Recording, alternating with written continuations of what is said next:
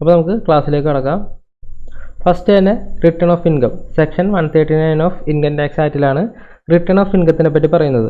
അപ്പോൾ first section തന്നെ compulsory filing of return of income section 139 sub section 1-നകത്താണ് പറയുന്നത്. ആരൊക്കെയാണ് കമ്പൽസറി ആയിട്ട് റിട്ടേൺ ഫയൽ ചെയ്യേണ്ടതെന്നാണ് പറയുന്നത്. നോക്കാം. അപ്പോൾ ഫസ്റ്റ് കേസ് തന്നെ the file a return of income or loss. അപ്പോൾ ഇതിനകത്ത് ഇൻകം ആണെങ്കിലും ലോസ് ആണെങ്കിലും താഴെ പറയുന്ന ആൾക്കാർ കമ്പൽസറി ആയിട്ട് ഇൻകം ടാക്സ് റിട്ടേൺ ഫയൽ ചെയ്യണം. അത് ആരൊക്കെയാണെന്ന് നമുക്ക് നോക്കാം. ഒന്ന് ഫസ്റ്റ് പറയുന്നത് കമ്പനീസ്. അപ്പോൾ എല്ലാ കമ്പനീസും കമ്പൽസറി ആയിട്ട് എല്ലാ വർഷവും ഇൻകം ടാക്സ് റിട്ടേൺ ഫയൽ ചെയ്യണം. പിന്നെ ഉള്ളത് പാർട്ണർഷിപ്പ് ഫേംസ്, അവരും കമ്പൽസറി ആയിട്ട് ഇൻകം ടാക്സ് റിട്ടേൺ ഫയൽ ചെയ്യണം. പിന്നെ others if total income exceed basic exemption limit without giving effect to the provisions of chapter 6A or section 54, 54B, 54D, 54EC, 54F. അപ്പോൾ ഈ ഒരു കേസ് പറയുന്നിട്ടുണ്ടെങ്കിൽ നമ്മൾ first ക്ലാസ്സിൽ പഠിച്ചിട്ടുണ്ടായിരുന്നു. ഒരു നോർമൽ ഇൻഡിവിജ്വലിന് ബേസിക് എക്സംപ്ഷൻ ലിമിറ്റ് വരുന്നത് 2.5 lakhs ആണ്. അപ്പോൾ നോർമൽ ഒരാളുടെ ഇൻകം 2.5 ലക്ഷത്തിന് എബോവ് വന്നിട്ടുണ്ടെങ്കിൽ അവർ കമ്പൽസറി ആയിട്ട് ഇൻകം ടാക്സ് റിട്ടേൺ ഫയൽ ചെയ്യണം. Without giving effect to chapter 6 ഡിഡക്ഷന് മുമ്പേ നമ്മുടെ ഇൻകം ബേസിക് എക്സംപ്ഷൻ ലിമിറ്റിനേക്കാൾ എക്സീഡ് ആയിട്ടുണ്ടെങ്കിൽ കമ്പൽസറി ആയിട്ട് റിട്ടേൺ ഫയൽ ചെയ്യണം. പിന്നെ ഈ സെക്ഷൻ 54 ഈ കേസ് പറയുന്നത് ക്യാപിറ്റൽ ഗെയിൻ്റെ എക്സംഷനാണ്. അത് നമുക്ക് നെക്സ്റ്റ് ക്ലാസ്സിൽ പഠിക്കുക ഏതൊക്കെയാണെന്ന്. അപ്പോൾ without giving effect to the deductions if a total income of the assessee greater than basic exemption limit then it should be have to completely compulsorily to file income tax return. അത് പിന്നെ senior സിറ്റിസന് അത് 3 lakh ആണ്. Above 80 years ഉള്ളവർക്ക് 5 lakhs വരെയാണ് basic exemption limit. അത് പ്രത്യേകം not ചെയ്യുക. പിന്നെ നെക്സ്റ്റ് കേസാണ് every person being a resident but not ordinary resident. ഇപ്പോൾ ഈ എബോയിലൊന്നിലും കവറായിട്ടില്ല. പക്ഷേ a person holds as a beneficial owner or otherwise any asset located outside India or as a signing authority in any account located outside India or is a beneficiary of any asset located outside India. ഇപ്പോൾ ഒരു person ഈ 3 എണ്ണത്തിലും cover ചെയ്തിട്ടില്ല. പക്ഷേ ഒരു resident ആണ്, എന്തെങ്കിലും ഫോറിനിൽ എന്തെങ്കിലും അസറ്റ് ലൊക്കേറ്റഡ് ഔട്ട്സൈഡ് ഇന്ത്യയിലെ beneficial owner or signing authority of any account located outside India or it is a beneficiary of any asset located outside India. അപ്പോൾ അങ്ങനെയുള്ളൊരു ആളാണെന്നെങ്കിൽ അവരും കമ്പൽസറി ആയിട്ട് ഇൻകം ടാക്സ് റിട്ടേൺ ഫയൽ ചെയ്യണം. പിന്നെ അടുത്ത കേസാണ് any person other than A company or A firm. ഇപ്പോൾ മുകളിൽ പറഞ്ഞ ഒന്നിലും കവറായിട്ടില്ല. പക്ഷേ താഴത്ത് പറയുന്ന ഏതെങ്കിലും ഒന്നിൽ കവറായിട്ടുണ്ടെങ്കിൽ അവരും കമ്പൽസറി ആയിട്ട് റിട്ടേൺ ഫയൽ ചെയ്യണം. A person has deposited an amount or aggregate of the amount exceeding 1 crore or in 1 or more current accounts maintain with a banking company or A cooperative bank. അപ്പോൾ ഒരു banking കമ്പനിയിൽ ഒരു current അക്കൗണ്ടിൽ 1 കോടിക്കോ അതിന് മുകളിലോ amount deposit ചെയ്തിട്ടുണ്ടെങ്കിൽ അത് an amount or aggregate of the amount എന്നാണ് പറഞ്ഞിരിക്കണം. അപ്പോൾ ഇപ്പോൾ ഒറ്റയടിക്ക് കൊണ്ട് 1 കോടി ഡെപ്പോസിറ്റ് ചെയ്യുന്ന കാര്യമല്ല പറഞ്ഞിട്ടുള്ളത്. ഇപ്പോൾ അങ്ങനെ ഇട്ടാലും ഇപ്പോൾ 10 ലക്ഷമായിട്ട് 10 തവണ ഡെപ്പോസിറ്റ് ചെയ്താലും ഒരു ഇയറിൽ 1 crore എബോവ് വന്നിട്ടുണ്ടെങ്കിൽ അവർ കമ്പൽസറി ആയിട്ട് റിട്ടേൺ ഫയൽ ചെയ്യണം. ഇപ്പോൾ 2 കറണ്ട് അക്കൗണ്ട് ഉണ്ട്. ആ 2 കറണ്ട് അക്കൗണ്ടിലായിട്ട് 50 ലക്ഷം വീതമാണ് ഇട്ടിട്ടുള്ളതെങ്കിലും അവരും ഇൻകം ടാക്സ് റിട്ടേൺ ഫയൽ ചെയ്യണം. നെക്സ്റ്റ് കേസാണ് as incurred expense of an amount or aggregate of the amount exceeding 2 lakhs of for himself for any other person for travel to a foreign country. അപ്പോൾ ഒരു foreign കൺട്രിയിലേക്ക് പോകാൻ വേണ്ടി ഒരു വർഷം 2 ലക്ഷത്തിൽ കൂടുതൽ വന്നിട്ടുണ്ടെങ്കിൽ amount of or aggregate of the amount. അപ്പോൾ ഒറ്റയടിക്കല്ല ഇപ്പോൾ 1 lakh വെച്ച് ആയിട്ടുണ്ടെങ്കിലും ഒരു വർഷം 2 ലക്ഷത്തിന് ഒരു ഫോറിൻ ട്രാവലിന് ചിലവായിട്ടുണ്ടെങ്കിൽ അവരും കമ്പൽസറി ആയിട്ട് ഇൻകം ടാക്സ് റിട്ടേൺ ഫയൽ ചെയ്യണം. അത് himself for any other person. അപ്പോൾ ഒന്നല്ലെങ്കിൽ സ്വയം ആവശ്യത്തിനാവാം, അല്ലെങ്കിൽ മറ്റുള്ളവർക്ക് ആർക്കെങ്കിലും എടുത്തു കൊടുത്താലും ഇത് വരും. പിന്നെ നെക്സ്റ്റ് കേസാണ് electricity. 1 lakh above electricity payment വന്നിട്ടുണ്ടെങ്കിൽ അതിനും ഇൻകം ടാക്സ് റിട്ടേൺ ഫയൽ ചെയ്യണം. അപ്പോൾ 1 lakh ഒറ്റയടിക്കല്ല, 1 by 1. ഇപ്പോൾ 10,000 വെച്ച് 10 മാസം ആണെങ്കിലും അത് അടക്കണം. അടുത്തതാണ് റൂൾ 12AA. ഇത് റീസെൻ്റ്ലി വന്നൊരു നോട്ടിഫിക്കേഷനാണ്. അപ്പോൾ ഇത് പ്രകാരം താഴെ പറയുന്ന ആൾക്കാരും കൂടി ഇനി കമ്പൽസറി ആയിട്ട് റിട്ടേൺ ഫയൽ ചെയ്യണം. അപ്പോൾ any person other than company or A firm എന്ന് വെച്ചാൽ കമ്പനിക്കും ഫേമിനും കമ്പൽസറി ആയിട്ട് റിട്ടേൺ ഫയലിംഗ് ഉണ്ട്. അത് നമ്മൾ ഓൾറെഡി പഠിച്ചു. അപ്പോൾ ഈ താഴെ പറയുന്ന ആൾക്കാർക്ക് ഇനി കമ്പൽസറി ആയിട്ട് റിട്ടേൺ ഫയൽ ചെയ്യണം.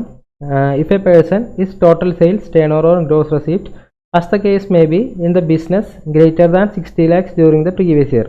അപ്പോൾ ഒരു ബിസിനസ്സിൻ്റെ ടോട്ടൽ സെയിൽസ് 60 ലക്ഷത്തിൽ കൂടുതലാണെങ്കിൽ അവർ റിട്ടേൺ ഫയൽ ചെയ്യണം.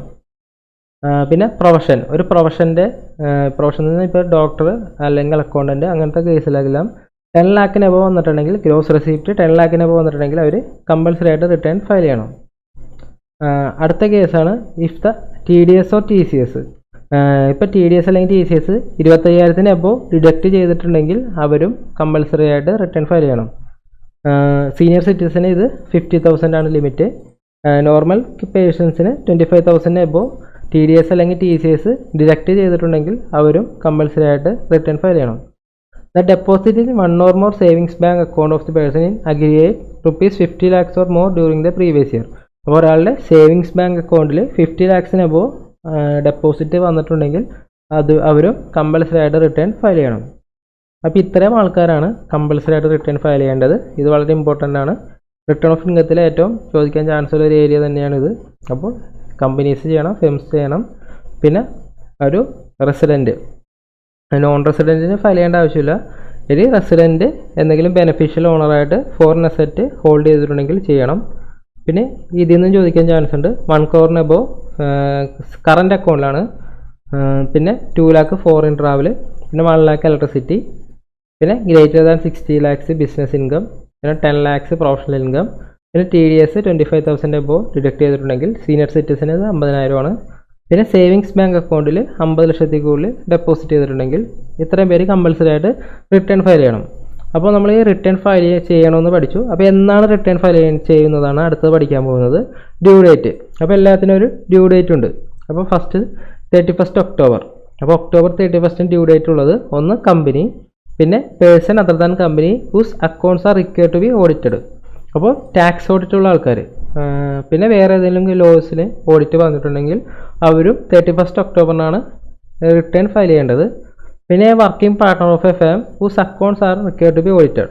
ഇപ്പോൾ ഒരു പാർട്ണർഷിപ്പ് ഓഡിറ്റ് ഉണ്ട്, ടാക്സ് ഓഡിറ്റ് ഉണ്ടെങ്കിൽ ആ പാർട്ട്ണർ റിട്ടേൺ ഫയൽ ചെയ്യേണ്ടത്, ആ വർക്കിംഗ് പാർട്ണർ റിട്ടേൺ ഫയൽ ചെയ്യേണ്ടത് 31st October ഡ്യൂ ഡേറ്റ്. അപ്പോൾ ഇതിന് മുന്നേ ചെയ്താൽ മതി. പിന്നെ നെക്സ്റ്റ് കേസാണ് 30th November. ഇത് ഉള്ളത് സെക്ഷൻ 92E പ്രകാരം ഒരു റിപ്പോർട്ട് ഫർണിഷ് ചെയ്യാനുള്ളവരാണ് 30th November ഇത് ഇൻകം ടാക്സ് റിട്ടേൺ ഡ്യൂ ആവുന്നത്. ഇത് 92E എന്ന് പറയുമ്പോൾ international transaction on specified domestic transaction എന്ന് വെച്ചാൽ ട്രാൻസ്ഫർ പ്രൈസിങ്. ഈ ഇൻ്റർനാഷണൽ ട്രാൻസാക്ഷൻ നടത്തുന്നവരാണ് ഈ 92E വരുന്നത്. എന്ന് വെച്ചാൽ ഇപ്പോൾ പാരൻറ്റ് കമ്പനി പുറത്തായിരിക്കും, ഇന്ത്യയിൽ ബ്രാഞ്ച് ഉണ്ടാവും. അപ്പോൾ അങ്ങനെയാണെങ്കിൽ അതൊരു ട്രാൻസ്ഫർ പ്രൈസ്, ഇൻ്റർനാഷണൽ ട്രാൻസാക്ഷൻ അവിടെ ആപ്ലിക്കബിൾ ആവും. അപ്പോൾ അവർക്കെല്ലാം ആപ്ലിക്കബിൾ ആവുന്നത് 30th November ഡ്യൂ ഡേറ്റ്. ഇപ്പോൾ ഒരു കമ്പനി ഇൻ്റർനാഷണൽ ട്രാൻസാക്ഷൻ നടത്തുന്നുണ്ടെങ്കിൽ അവരുടെ ഡ്യൂ ഡേറ്റ് 30th November ആയിരിക്കും, 31st October ആയിരിക്കില്ല. അപ്പോൾ ഈ രണ്ട് കേസിലും പെടാത്ത എല്ലാവരും 31st July മുന്നേ ഇൻകം ടാക്സ് റിട്ടേൺ ഫയൽ ചെയ്യണം. അപ്പോൾ ഇത് പ്രത്യേകം നോട്ട് ചെയ്യുക. 31st 3 ഡ്യൂ ഡേറ്റ് ആണുള്ളത്, 31st October, 30th November, 31st July. ഇതിൽ ചോദിക്കാൻ ചാൻസ് ഉള്ളത് ഈ വർക്കിംഗ് പാർട്ണർ ടാക്സ് ഓഡിറ്റ് ഉള്ള ഒരു വർക്കിംഗ് പാർട്ണർ ആണെങ്കിൽ 31st October, ടാക്സ് ഓഡിറ്റ് ഇല്ലാത്ത ഒരാളാണെങ്കിൽ 31st July income tax return file ചെയ്യേണ്ടത്. പിന്നെ ട്രാൻസ്ഫർ പ്രൈസിങ് ഇൻ്റർനാഷണൽ ട്രാൻസാക്ഷൻ ഉള്ളൊരു കമ്പനി ആണെങ്കിൽ അത് 30th November. അടുത്ത കേസ്, ഇപ്പോൾ റിട്ടേൺ നമ്മൾ ഫർണിഷ് ചെയ്തിട്ടില്ലെങ്കിൽ അതിന് ഇൻട്രസ്റ്റ് അടക്കണം. അപ്പോൾ സെക്ഷൻ 234A അത് ഇൻട്രസ്റ്റിൻ്റെ കേസ് പറയുന്നത്. ആ ഇൻട്രസ്റ്റ് അടക്കേണ്ടത് 1% ആണ്. അപ്പോൾ എന്നാണ് ഡ്യൂ ഡേറ്റ്, ആ ഡ്യൂ ഡേറ്റ് മുതൽ എന്നാണോ റിട്ടേൺ ഫയൽ ചെയ്യുന്നത് അന്ന് വരെ 1% per month or part of the month income tax return compute ചെയ്യും, ഇൻട്രസ്റ്റ് കമ്പ്യൂട്ട് ചെയ്യും. ഫോർ എക്സാമ്പിൾ ഇവിടെ 31st ഒരു ഇൻഡിവിജ്വൽ അസസിയുടെ ഡ്യൂ ഡേറ്റ് 31st July ആണ്. അവർ ഡിസംബറിലാണ് ഫയൽ ചെയ്തത്. അങ്ങനെയെങ്കിൽ October, August, September, October, November, December 5 മാസത്തെ ഇൻട്രസ്റ്റ് കൊടുക്കണം. 5 അപ്പോൾ 1% വെച്ച് 5 മാസം ഇൻട്രസ്റ്റ് കൊടുക്കണം. ആ ഇൻട്രസ്റ്റ് വരുന്നത് ടാക്സബിൾ എമൗണ്ടിൻ്റെ ആണ്. ഇപ്പോൾ ഫോർ എക്സാമ്പിൾ ഒരു ഇൻഡിവിജ്വൽ അസസിക്ക് 50,000 അപ്പോൾ 50,000 ടാക്സ് എലിജിബിലിറ്റി ഉണ്ടായിരുന്നു, അത് റിട്ടേൺ ഫയൽ ചെയ്തില്ല. അങ്ങനെയാണെങ്കിൽ ആ 50,000ൻ്റെ 1% ഇൻട്രസ്റ്റ് അടക്കണം. ഇപ്പോൾ ഫോർ എക്സാമ്പിൾ ഇപ്പോൾ ടാക്സ് ഡ്യൂ ഇല്ലെങ്കിൽ ഇൻട്രസ്റ്റ് ഒന്നും അടക്കണ്ട, റിട്ടേൺ വൈകി ചെയ്താലും ഇൻട്രസ്റ്റ് അടക്കണ്ട. പക്ഷേ ടാക്സ് ഡ്യൂ ആണെങ്കിൽ മാത്രമേ ഈ ഇൻട്രസ്റ്റിൻ്റെ ആപ്ലിക്കബിലിറ്റി വരുള്ളൂ.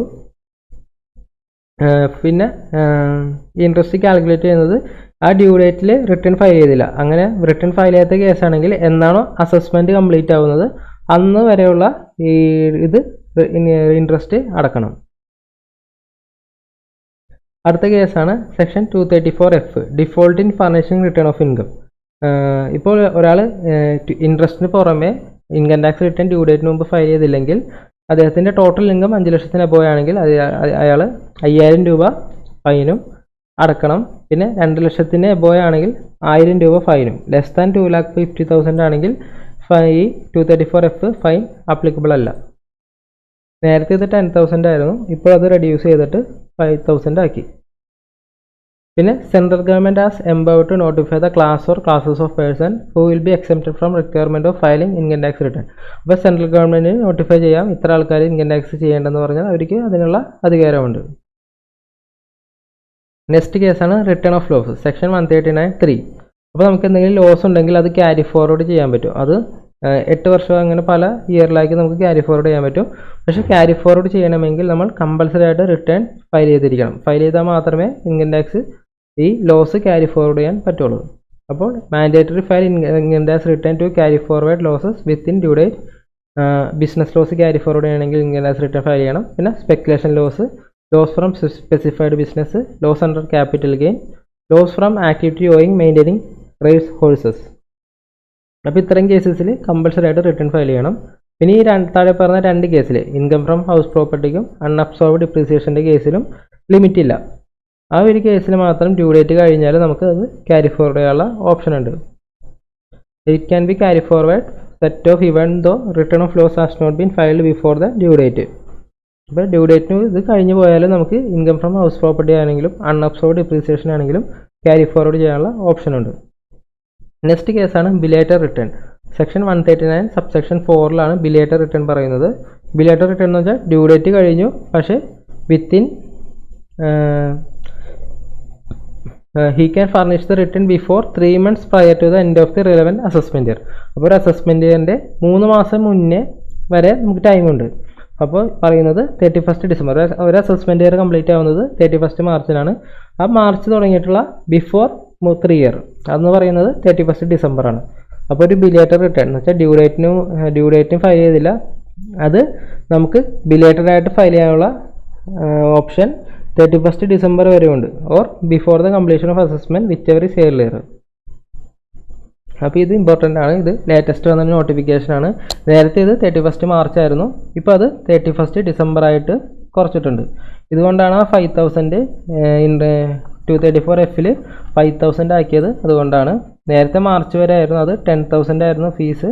ഇപ്പോൾ അത് 234Fൻ്റെ ഡിഫോൾട്ട് 5,000 ആക്കി. പക്ഷേ ഈ റിട്ടേൺ ബിലേറ്റഡ് റിട്ടേൺ സബ്മിറ്റ് ചെയ്യേണ്ട ഡേറ്റും 3 year prior to the end of the relevant assessment, that is 31 December ആക്കി. നെക്സ്റ്റ് കേസാണ് reverse return, section 139(5). Reverse return എന്ന് വെച്ചിട്ടുണ്ടെങ്കിൽ ഇപ്പം നമ്മൾ റിട്ടേൺ ഫയൽ ചെയ്തു, അതൊന്ന് ബിഫോർ ഡ്യൂ ഡേറ്റിനാണെങ്കിലും അല്ലെങ്കിൽ ബിലേറ്റഡ് റിട്ടേൺ ആണെങ്കിലും എന്തെങ്കിലും എററോ എന്തെങ്കിലും മിസ്റ്റേക്കോ ഉണ്ടെങ്കിൽ നമുക്കത് റിവേഴ്സ് ചെയ്യാനുള്ള ഓപ്ഷൻ ഉണ്ട്. അത് എത്ര തവണ വേണമെങ്കിലും നമുക്ക് റിവേഴ്സ് ചെയ്യാം. അത് വിത്തിൻ ഈ പറഞ്ഞ സെയിം ഡേറ്റ് തന്നെ ഇരിക്കണം. It can B reversed at any time before 3 months prior to the end of the relevant assessment year, that is 31st December of the assessment year or before the completion of the assessment year, whichever is earlier. അപ്പോൾ ഈ reverse return നമ്മൾ already return file ചെയ്തിട്ട് എന്തെങ്കിലും എററോ മിസ്റ്റേക്കോ ഉണ്ടെങ്കിൽ നമുക്കത് സ്വമേധയാ reverse ചെയ്യാനുള്ള option ഉണ്ട്. അത് എത്ര തവണയെങ്കിലും നമുക്ക് റിവേഴ്സ് ചെയ്യാം. അത് വിത്തിൻ ടൈം ഈ 31st ഡിസംബറിന് മുമ്പ് ചെയ്തിരിക്കണം. നെക്സ്റ്റ് കേസാണ്, ഇത് ലേറ്റസ്റ്റ് വന്ന നോട്ടിഫിക്കേഷനാണ്, സെക്ഷൻ 139(8)A അപ്ഡേറ്റഡ് റിട്ടേൺ. ഈ ഒരു കേസ് പറഞ്ഞിട്ടുള്ളതെന്ന് വെച്ചാൽ നമ്മളൊരു റിട്ടേൺ ഫയൽ ചെയ്ത് അല്ലെങ്കിൽ റിട്ടേൺ ഫയൽ ചെയ്തില്ല, അങ്ങനെയാണെങ്കിൽ ഒരു വർഷത്തെ റിട്ടേൺ നമുക്ക് 2 വർഷത്തെ ടൈമിനുള്ളിൽ അപ്ഡേറ്റഡ് റിട്ടേൺ ഫയൽ ചെയ്യാനുള്ള ഓപ്ഷൻ ഉണ്ട്. എന്ന് പറയുന്നത് any person may furnish an updated return for the previous year relevant to the assessment year at any time within 24 months from the end of the relevant assessment year whether or not he has furnished a return. അപ്പോൾ ഒരാൾ return furnish ചെയ്താൽ ഇല്ലെങ്കിലും within 2 months within 24 monthsനുള്ളിൽ അദ്ദേഹത്തിന് updated return file ചെയ്യാനുള്ള option ഉണ്ട്. ഇത് latest വന്ന നോട്ടിഫിക്കേഷനാണ്. അപ്പോൾ ഇത് ചോദിക്കാൻ ചാൻസ് ഉണ്ട്. ഇതിനകത്ത് പറയുന്നത് ഇപ്പോൾ നോർമൽ പ്രീവിയസ് ഇയർ ഈ വർഷത്തെ എടുത്തിട്ടുണ്ടെങ്കിൽ 2021-22 ഈ കറണ്ട് ഇയർ. അപ്പോൾ ഇതിൻ്റെ അസസ്മെൻറ്റ് ഇയർ എന്ന് പറയുമ്പോൾ 22-23 മാർച്ച് 23 അസസ്മെൻറ്റ് ഇയർ തീരും.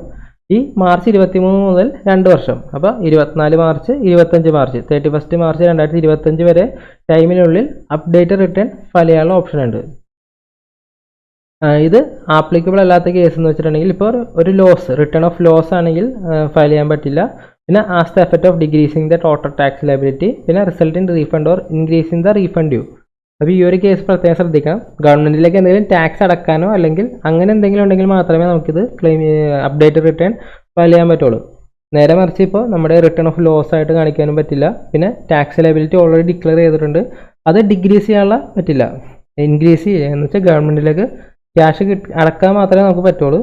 കുറക്കാനുള്ള ഓപ്ഷനില്ല. ഇപ്പോൾ റീഫണ്ട് ക്ലെയിം ചെയ്യാനുള്ള ഓപ്ഷനും ഇല്ല. അപ്പോൾ ഈ പ്രത്യേകം ശ്രദ്ധിക്കണം. അപ്ഡേറ്റഡ് റിട്ടേണിൽ നമുക്ക് ടാക്സ് അടക്കാൻ മാത്രമേ നമുക്ക് പറ്റുള്ളൂ.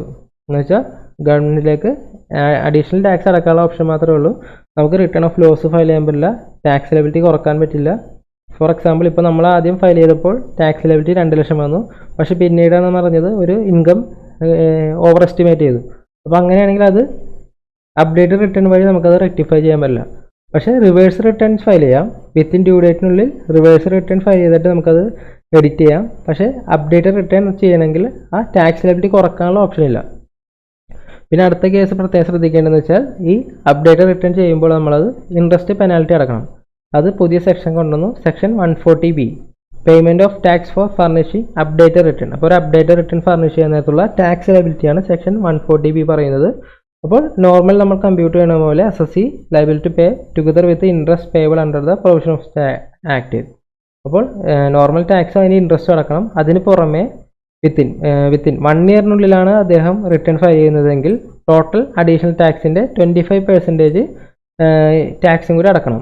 ഫോർ എക്സാമ്പിൾ ഇപ്പോൾ 1 lakh അദ്ദേഹത്തിൻ്റെ ടാക്സ് ലയബിലിറ്റി വന്നിട്ടുള്ളതെങ്കിൽ അതിൻ്റെ 25% കൂടി ഗവൺമെൻറ്റിലേക്ക് അടങ്ങും. അപ്പോൾ ടോട്ടൽ 1,25,000 അപ്ഡേറ്റ് റിട്ടേൺ ചെയ്യുന്ന സമയത്ത് ചെയ്യണം. അത് വിത്തിൻ 12 months ആണെങ്കിൽ. അപ്ഡേറ്റ് റിട്ടേൺ നമുക്കറിയാം 2 കൊല്ലത്തിനുള്ളിൽ 24 months ചെയ്യാം. വിത്തിൻ 1 ഇയറിനുള്ളിൽ ചെയ്യുകയാണെങ്കിൽ ടോട്ടൽ ടാക്സിൻ്റെ 25% അടക്കണം.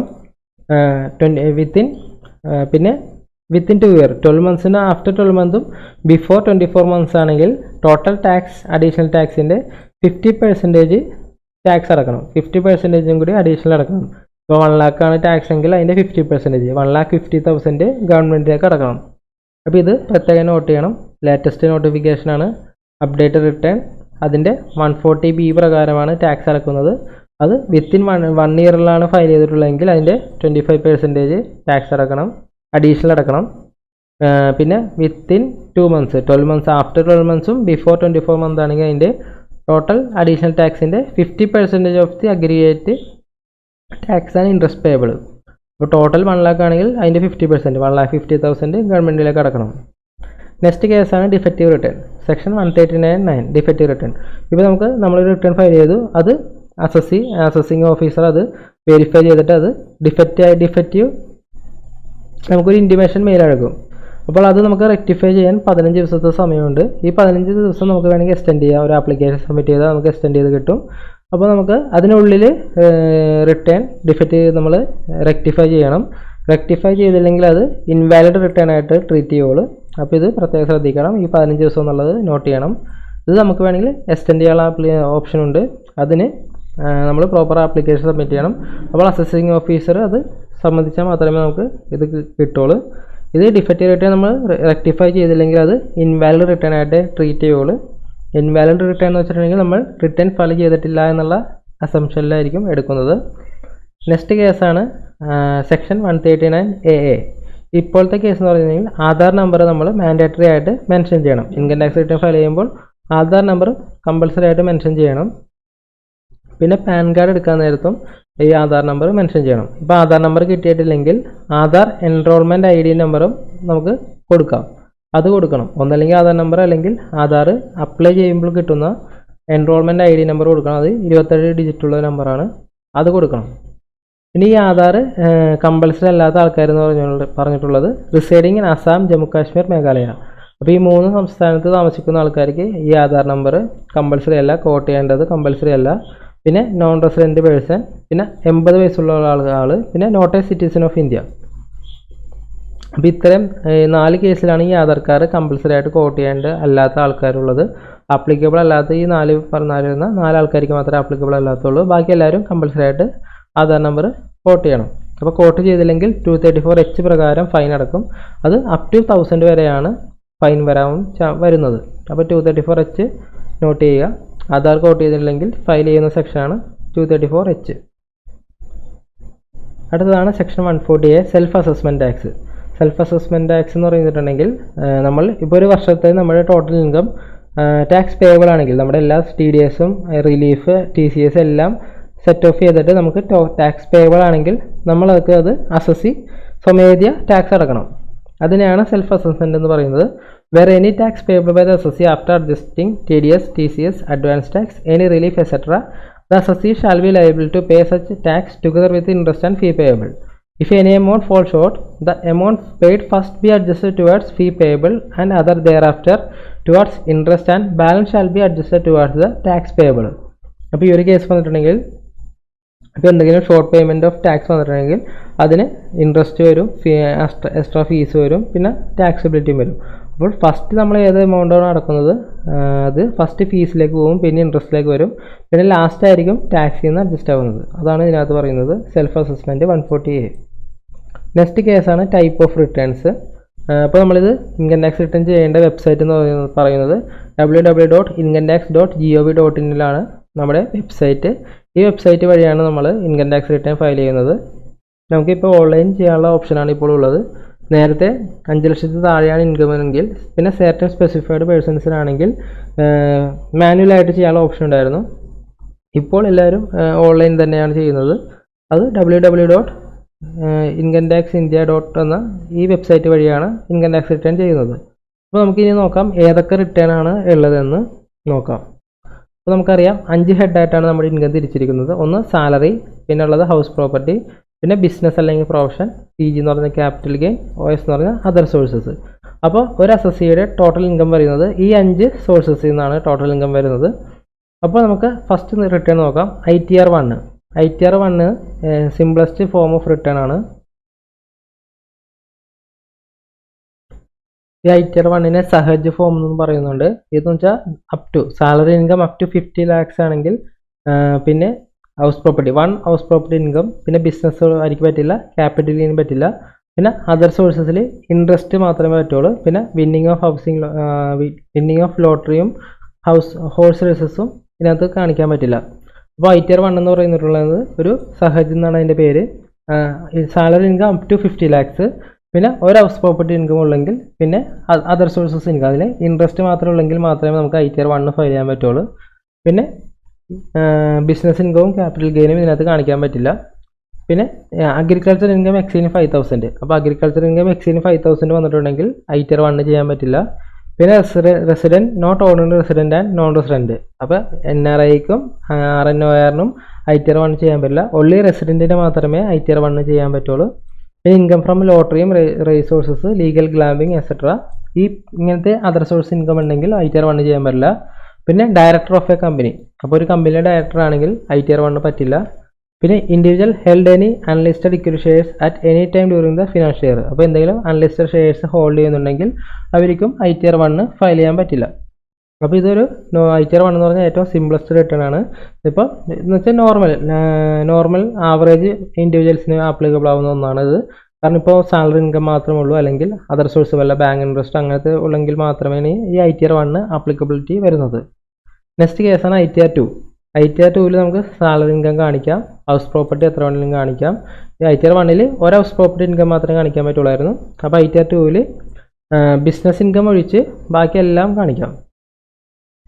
അപ്പോൾ ഇപ്പോൾ അഗ്രികൾച്ചർ ഇൻകം 10,000 ആണെങ്കിൽ ITR 2 ചെയ്യണം, ITR 1 പറ്റില്ല. അപ്പോൾ ബിസിനസ് ഇൻകം ഒഴിച്ച് വരുന്ന എല്ലാ ഇൻകവും ITR 2 കാണിക്കാൻ പറ്റും. അപ്പോൾ ഒരു ഡയറക്ടർ ഓഫ് എ കമ്പനി ആണെങ്കിൽ ITR 2 ആണ് ചെയ്യേണ്ടത്. പിന്നെ നെക്സ്റ്റ് കേസാണ് ITR 3. ITR 3 ഒരു ഇൻഡിവിജ്വലിൻ്റെ എല്ലാ ഇൻകവും കാണിക്കാൻ പറ്റും. അപ്പോൾ എല്ലാ ഇൻകവും കാണിക്കാൻ പറ്റുന്നത് ITR 3 സാലറി കാണിക്കാം, ഹൗസ് പ്രോപ്പർട്ടി കാണിക്കാം, ബിസിനസ് അല്ലെങ്കിൽ പ്രൊഫഷണൽ ഇൻകം ഉണ്ടെങ്കിൽ കാണിക്കാം, ക്യാപിറ്റൽ ഗെയിൻ ഉണ്ടെങ്കിൽ കാണിക്കാം, അതർ സോഴ്സസ് ഉണ്ടെങ്കിലും കാണിക്കാം. നെക്സ്റ്റ് കേസാണ് ITR 4. ITR 4 എന്ന് പറയുന്നത് നമുക്കറിയാം പ്രിസംപ്റ്റീവ് സ്കീമിൽ ബിസിനസ് ഇൻകം നമുക്ക് പ്രിസംപ്റ്റീവ് സ്കീമിൽ കാണിക്കാം. 44AD, 44ADA, 44AE. അപ്പോൾ അവർക്ക് വേണ്ടി കൊണ്ടുവന്നിട്ടുള്ള ഈസി ആയിട്ട് ചെയ്യാൻ വേണ്ടി കൊണ്ടുവന്നിട്ടുള്ള ഒരു ഫോമാണ് ITR 4. അപ്പോൾ ITR 4 എല്ലാ ഇൻകവും കാണിക്കാൻ പറ്റും, പക്ഷേ ക്യാപിറ്റൽ ഗെയിൻ കാണിക്കാൻ പറ്റില്ല. ക്യാപിറ്റൽ ഗെയിൻ ITR 4 കാണിക്കാൻ പറ്റില്ല. പ്രിസംപ്റ്റീവ് ഇൻകം, ഒരു ബിസിനസ്സിൻ്റെ പ്രിസംപ്റ്റീവ് ഇൻകം അവർക്ക് വേണ്ടി സ്പെസിഫിക്കലി സിമ്പിൾ ഒരു ഫോമാണ് ITR ഫോം. അപ്പോൾ അവർക്ക് ബുക്സ് ഓഫ് അക്കൗണ്ട്സ് ഒന്നും മെയിൻറ്റെയിൻ ചെയ്യേണ്ട ആവശ്യമില്ല. പ്രിസംപ്റ്റീവിലാണ് സ്കീം തിരഞ്ഞെടുക്കുന്നതെങ്കിൽ അപ്പോൾ അവർക്ക് വേണ്ടിയാണ് ഈ ITR ഫോം 4 കൊണ്ടുവന്നിട്ടുള്ളത്. അപ്പോൾ ഇതിൻ്റെ കണ്ടീഷൻ ഉണ്ട്. Total income greater than 50 lakhs ആണെങ്കിൽ ഇത് ഓപ്റ്റ് ചെയ്യാൻ പറ്റില്ല. പിന്നെ അഗ്രികൾച്ചർ ഇൻകം ഗ്രേറ്റർ ദാൻ 5,000 ആണെങ്കിലും ഓപ്റ്റ് ചെയ്യാൻ പറ്റില്ല. അപ്പോൾ total income less than 50 lakh ആയിരിക്കണം. പിന്നെ പ്രിസംപ്റ്റീവ് സ്കീമിൽ ബിസിനസ് ഇൻകം കാണിക്കുന്നവരായിരിക്കണം. അവർക്ക് മാത്രമേ ITR 4 ആപ്ലിക്കബിലിറ്റി ചെയ്യാൻ പറ്റുള്ളൂ. ഇപ്പോൾ ടോട്ടൽ ഇൻകം 60 lakhs ആണെങ്കിൽ ITR 4 പറ്റില്ല, ITR 3 ചെയ്യേണ്ടി വരും. ഈ ITR 3 നമുക്ക് പ്രിസംപ്റ്റീവ് കാണിക്കാനുള്ള ഓപ്ഷൻ ഉണ്ട്.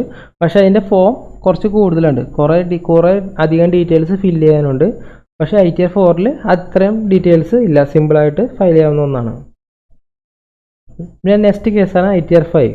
ITR 5 മെയിൻലി ആപ്ലിക്കബിൾ ആവുന്നത് പാർട്ണർഷിപ്പ് ഫേം, പിന്നെ body of individuals, LLP, artificial judicial person, association of persons, പിന്നെ estate of insolvent, the estate of deceased, investment fund, business trust, local authority and cooperative society. അപ്പോൾ ഇത്രയും ആൾക്കാർക്കാണ് ITR 5 applicable ആവുന്നത്. ഇത് ഇൻഡിവിജ്വൽസിന് ചെയ്യാൻ പറ്റില്ല, HUFന് പറ്റില്ല, കമ്പനിക്ക് പറ്റില്ല. പേഴ്സൺ ഫയലിംഗ് ഫോം ITR 7 ഫയൽ ചെയ്യുന്നവർക്കും ഈ ITR 5 ചെയ്യാൻ പറ്റില്ല. അപ്പോൾ മെയിൻലി വരുന്നത് പാർട്ണർഷിപ്പ് ഫേമിനാണ് ITR 5 ആപ്ലിക്കബിലിറ്റി വരുന്നത്. നെക്സ്റ്റ് കേസാണ് ITR 6. ITR 6 കമ്പനീസ് ഫയൽ ചെയ്യേണ്ട ഫോമാണ് ITR 6. അപ്പോൾ ചില companies claim exemption under section 11 exemption claim ചെയ്യുന്നത് ചാരിറ്റബിൾ കമ്പനീസാണ്. അപ്പോൾ അവർക്ക് ITR 6 ഫയൽ ചെയ്യാൻ പറ്റില്ല. നെക്സ്റ്റ് കേസാണ് ലാസ്റ്റ് റിട്ടേൺ ആണ് ITR 7 ഫയൽ ചെയ്യുന്നത് നമ്മൾ നേരത്തെ കണ്ടു ചാരിറ്റബിൾ